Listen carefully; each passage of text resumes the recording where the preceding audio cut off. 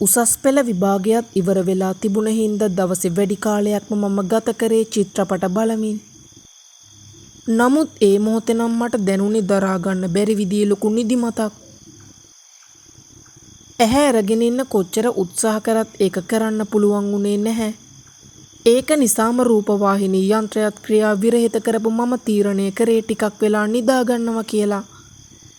ඒ වෙද්දි වෙලාව හවස 2කටත් ආසන්න වෙලයි තිබුණේ. නමුත් ඇඳේ හාන්සි වෙනවත් එක්කම මගේ දුරකථනයේ නාද වෙන හඬ මට ඇහුණා. මොන වදයක්ද මන් දන්නේ නැහැ. මං එහෙම කියලා ඇඳෙන් නැගිට්ටේ මදක් කෝපයෙන්. දුරකථන ඇමතුම ලැබී තිබුණේ මගේ පාසලේ මිතුරෙක් වෙන සඳුන්ගෙන්.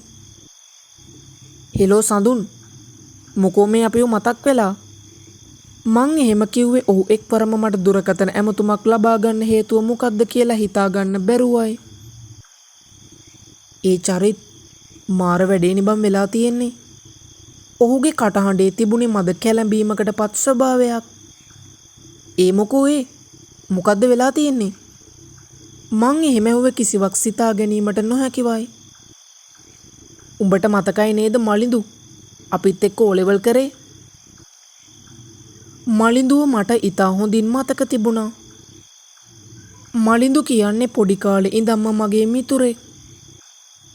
වැඩි කතා බහක් නොතිබුණත් ඔහු ඉගෙනීමට දක්ෂ සිසුවෙක් බව මගේ මතකයේ තිබුණා. සාමාන්‍ය පෙළ විභාගයෙන් ඉතා විශිෂ්ට ලෙස සමත් වුණු ඔහු උසස් පාසලකට ඇතුළත් වුණා. එතෙන් සිට මේ දක්වාම ඔහු ගැන වැඩි විස්තරයක් මම දැන සිටියේ නැහැ. ඔව් මට මතකයි. අද උදේ මලිඳු ඇක්සිඩන්ට් වෙලා. ඒ ඇක්සිඩන්ට් එකෙන් මලිඳු නැති වෙලා. සඳුන් එහෙම කිව්වේ බෙවුලන කටහඬකින්. ඔහු කියපු දෙයින් මම්පත් උනේ දැඩි තිගැස්මකටයි. මලිඳුත් මාත් අතර ඒ තරම් ලොකු බැඳීමක් තිබුණේ නැතත් මේ ආරංචිය මට විශ්වාස කිරීමට නොහැකි වුණා. දෙයි හාමුදුරුවනේ, ඒ කොහමද? මට එහෙම කියුනේ නොදැනුවත් තමයි. අද උදේ මලිඳුලයි අම්මා තමයි මලිඳුට කඩේ යන්න කියලා තියෙන්නේ. මොනවද ගෙදරට ඕන බඩු වගේක් ගේන්න ගිහින් තියෙන්නේ. ඒ බඩුත් අරන් එන ගමන් තමයි ওই ඇක්සිඩන්ට් එක වෙලා තියෙන්නේ. වෑන් එකලු හැපිලා තියෙන්නේ. බයික් එක දැකපුවා නම් කිව්වේ මුගේ කෑල්ලක්වත් ඉතුරු වෙලා නැතුව ඇති කියලා. සඳුන් එහෙම කිව්වේ ශෝකානුකූල කටහඬකින්. උඹලා මල ගෙදර යනව නේද? ඔව්. අපි මේ තව ටිකකින් යන්න කියලා තමයි බැලුවේ.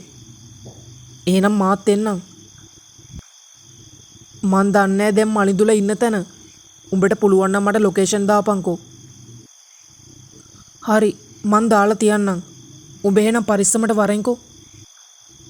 සඳුන් එහෙම කියලා දුරකථනයේ විසන්ධි කරා. සිද්ධ වෙලා තියෙන දේ ගැන අම්මටත් කියලා මම මල ගෙදර යන්නයි ලෑස්ති වුණේ. තවත් පැය එකමාරකින් පමණ පසුව මට මලිඳුගේ නිවසට ළඟා වෙන්න පුළුවන් වුණා. ඒ වෙද්දිත් සඳුන්ලා මලිඳුගේ නිවසට ඇවිල්ලයි හිටියේ. ඔබ දැන් දාවේ? වරෙන් යන්න ඇතුළට. මාව දැකපු ගමන් සඳුන් මට එහෙම කිව්වා. සඳුන් එක්කම මම නිවස ඇතුළට යන්නයි තීරණය කරේ. පාසල් කාලේ ඒ තරම් ලොකු බැඳීමක් නොතිබුණත් ඒ මොහොතේ මලිඳුව දැක්කාම නම් මට ඇති වුණේ දරාගත නොහැකි තරමේ ශෝකයක්. දීප්තිමත් අනාගතයකට උරුමකම් කියපු මලිඳු මෙතරම් ඉක්මනට තමන්ගේ ජීවිතයට සමුදේවි කියලා අපි හීනකින්වත් සිතුවේ නැහැ. නමුත් යථාර්ථය වුණේ එයයි. ඔහුට ගෞරව දක්වලා මම ආපහු නිවසින් එළියට බැස්සේ මගේ මිතුරන්ව සොයා ගැනීමේ අරමුණින්. ඒ දවස් කිහිපෙම මල ගෙදර වැඩ කටයුතු හින්දා අපි බොහොම කාර්යබහුල වෙලයි හිටියේ.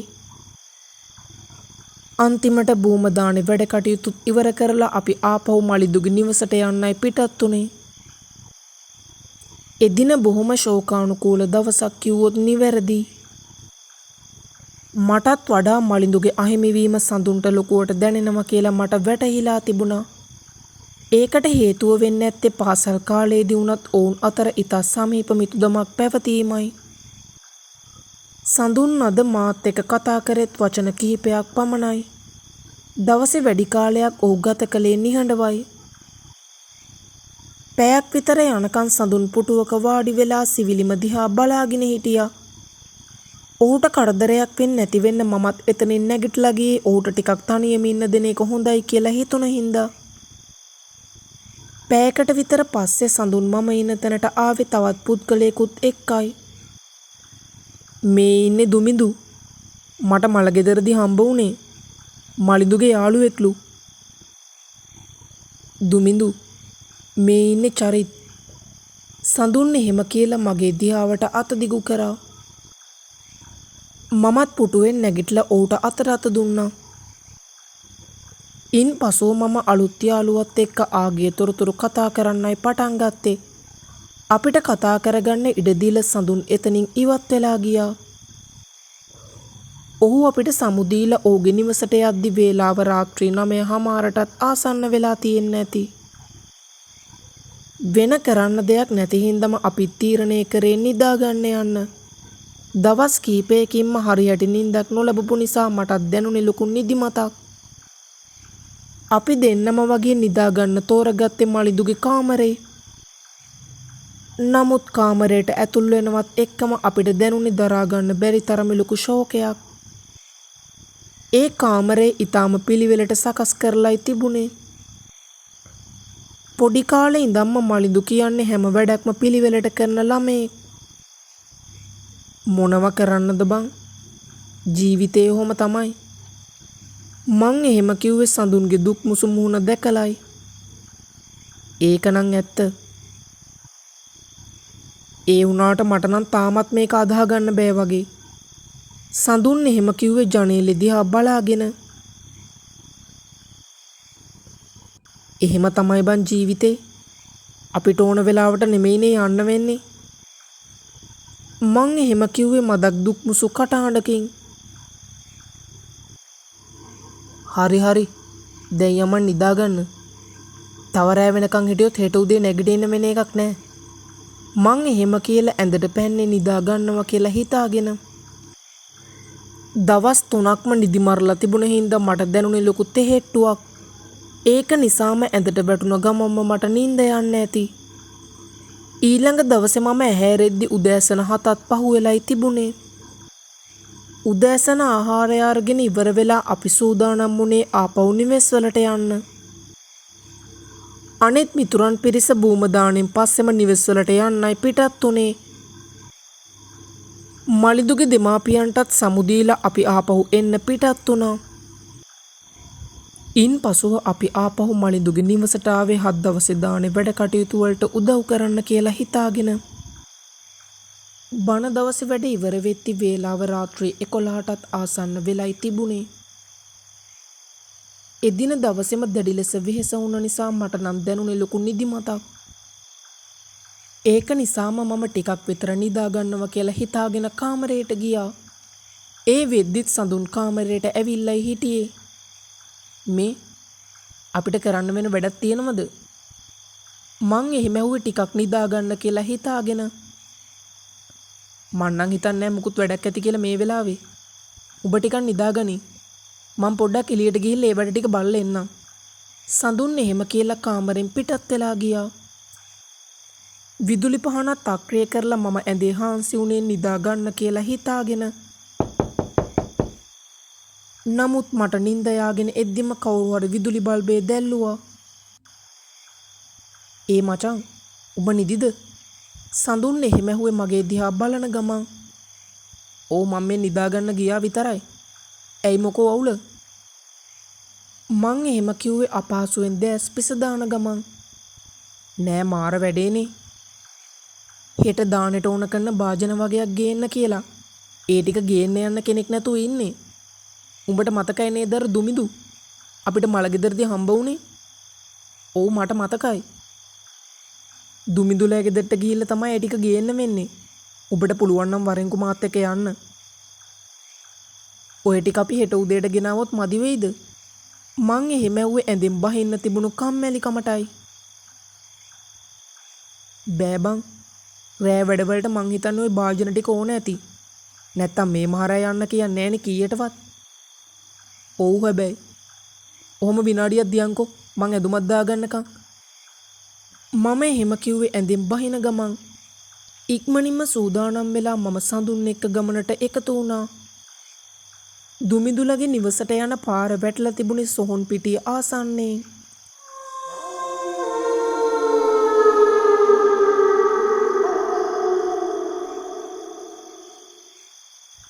සොහොන් පිටියට ආසන්න වෙනවත් සමගම මට මතක් වුණේ මලිඳුවයි. මේ චරිත් අපි ආපු එකේ නිකන් සොහොනත් බලාගෙනම යන්ද? සඳුන් එක්වරම මගෙන් එහෙම ඇහුවා. මොකෝ උඹට එකපාරට එහෙම හිතුනේ? නෑ ඉතින් ළඟටම ඇවිල්ලත් බලන්න නැතුව යන එක හරි නෑනේ.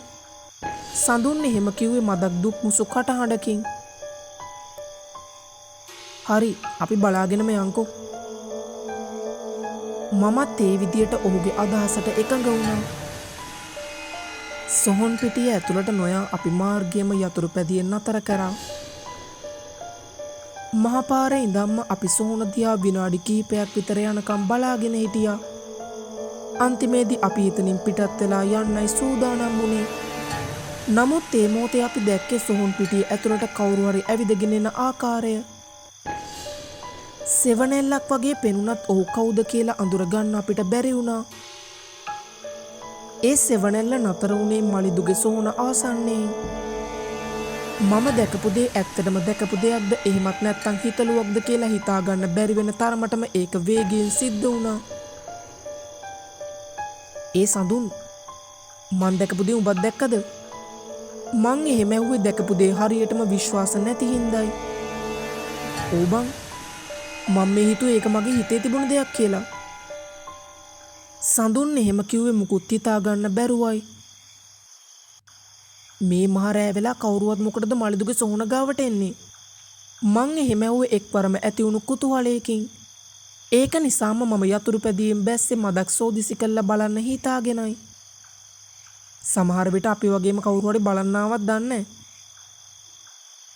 සඳුන් එහෙම කිව්වේ ඒ දිහා බලාගෙන. මං අහලා තියෙනවා සමහරු මිනි පෙට්ටියෙම හොරකම් කරන්න එනවා කියලා. යන්කෝ බලන්න මොකද්ද වෙන්නේ කියලා. සඳුන් එහෙම කිව්වේ සොහොන් පිටිය ඇතුළට යන ගමන්. මේ ඔහොම පොඩ්ඩක් හිටපන්. මං එහෙම කියලා සඳුන්ගේ අතින් අල්ලගත්තා. අපි දන්නේ නෑනේ ඇවිල්ලා ඉන්න මිනිස්සයා මොකටද ඇවිත් තියෙන්නේ කියලා. අනික ඔතන කීප දෙනෙක් ඉන්නත් බැරි නෑ. අනික උන් ඇත්තටම හුරු වුණොත් අපිත් ඉවරයි. අපි ගිහිල්ලා තව කවුරු හරි එක් කරගෙන එමු. අනේ මේ මලිදුට නිදහසේ ජීවත් වෙන්න හම්බුනේත් නෑ. දැන් මුම් මරුණට පස්සේ වන් නිදහසේ ඉන්න දෙන්නේ නෑ. ගිහින් බලමු මොකද්ද වෙන්නේ කියලා. උඹට බය නම් ඔතනට වෙලා හිටපන්. මං ගිහින් බලන්නම් මොකද්ද වෙන්නේ කියලා. සඳුන් එහෙම කියලා ඒ පැත්තට යන්න පටන් ගත්තා. වෙන කරන්න දෙයක් නැති හින්දා මම තීරණය කරේ ඔහුගේ පස්සෙන් යන්නයි. මලිදුගේ සොහොනට ආසන්න වෙනවත් එක්කම දැකපු දෙයින් අපිපත් උනේ දරාගත නොහැකි තරමේ ලොකු බීතියකටයි. සොහොන අසලටම වෙලා හිටියේ අඩි 8ක් විතර උස දේහධාරී පුද්ගලයෙක්.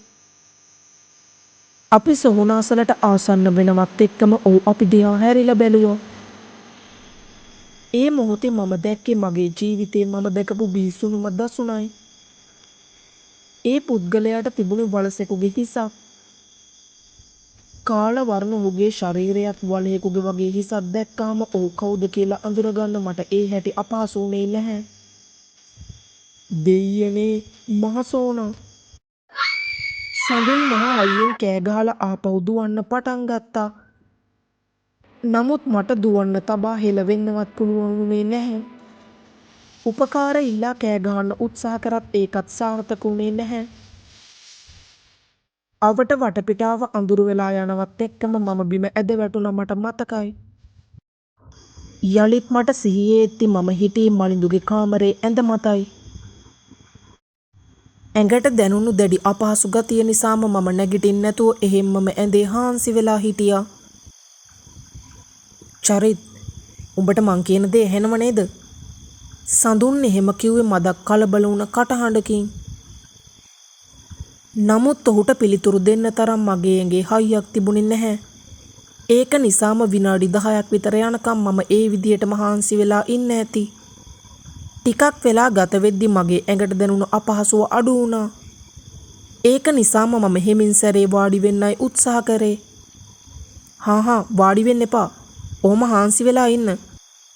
සඳුන් එහෙම කිව්වත් මම අපහසුවෙන් වුණත් වාඩි වුණේ තවත් හාන්සි වෙලා ඉන්න තිබුණු අකමැත්ත නිසායි. මට මොකද්ද බං උනේ? මං එහෙම කිව්වේ මුකුත් හිතා ගන්න බැරුවයි. නමුත් එක්වරම ඒ බිහිසුණු සිදුවීම මගේ සිතට ගලාගෙන එන්න පටන් ගත්තා. දැකපු දේ මතක් වෙද්දිම මට ඇති වුණේ කියා ගන්න බැරි තරම් ලොකු භීතියක්. මම කලබලෙන් වගේ වටපිට බැලුවේ තාමත් ඒ යක්ෂයා ඉන්නවද කියලා දැනගන්නයි. කලබල වෙන්න දෙයක් නැහැ. දැන් ඔබ ඉන්නේ මලිදුගේ කාමරේ. දුමිදුත් සඳුන්ගේ එහා පැත්තෙන් වාඩි වෙලා ඉන්නවා කියලා මම දැක්කේ ඒ මොහොතේ. මොකද්ද බං උනේ? කොහොමද මම මෙතනට ආවේ? මං එහෙම කිව්වේ සිද්ධ වෙන කිසි දෙයක් හිතා ගන්න බැරුවයි. මං දැකපු දේ උඹත් දැක්ක නේද? නැත්තම් ඒක හීනයක්ද? මම සඳුන්ගෙන් එහෙම ඇහුවේ බොහොම අසරණ විදියට. මාත් ඒක දැක්කා.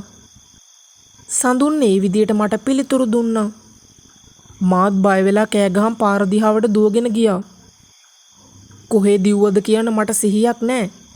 කොහොම හරි පාරේ ආපු වාහනයක හිටපු කට්ටියකුත් එක්ක තමයි මම ආපහු සොහනට ආවේ. ඒ එද්දි උඹ සිහි නැතුව වැටලා හිටියා. ඊට පස්සේ අපි උඹත් අරන් මෙහෙ ආවා.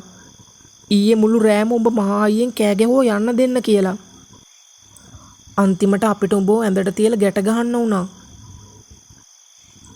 අපි ටිකක් වෙලා බලාගෙන හිටියත් උඹේ තත්ත්වයේ අඩුවක් තිබ්බේ නැහැ. ඒක නිසාම එලි වෙන්න ඕන මෙන්න තියලා ගුරුන්නාන්සේ මාමව එක් කරගෙන ආවා. ගුරුන්නාන්සේ තමයි උඹේ අතේ තියෙන ඔය රතු පාට නූල ගැට ගැහුවේ. ඊට පස්සේ තමයි උඹේ දැඟලිල නැති වුනේ. ඔහු එහෙම කිව්වහමයි මගේ අතේ තිබුණ රතු පැහැති නූල මම දැක්කේ.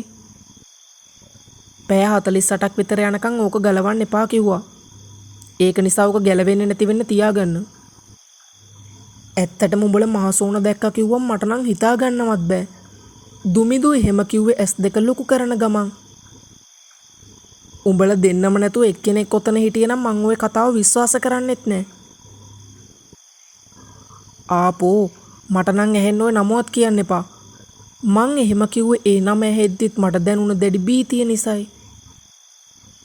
දානේ වැඩ කටයුතුත් අවසන් වෙලා ඊළඟ දවසේ අපි ආපහු නිවසට යන්නයි සූදානම් වුණේ. දානේ වැඩවලට උපකාර කරන්න නොහැකි වුණු නිසා මගේ සිතේ නම් තිබුණේ මද කනගාටුවක්.